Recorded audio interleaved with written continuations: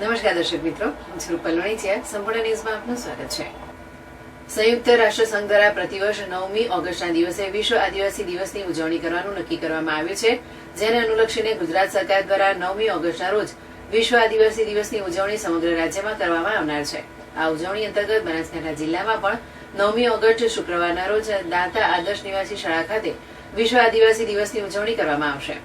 વિશ્વ આદિવાસી દિવસ અંતર્ગત કલેક્ટર કચેરી પાલનપુર ખાતે જિલ્લા કલેક્ટર વરુણકુમાર બરાલવાના અધ્યક્ષસ્થાને બેઠક યોજાઈ હતી, જેમાં પ્રાયોજના વહીવટદાર, ટ્રાયબલ એરિયા સબ પ્લાન દ્વારા વહીવટી અધિકારીઓને તેમને કરવાની કામગીરી વિશે વિસ્તૃત માહિતી આપવામાં આવી હતી.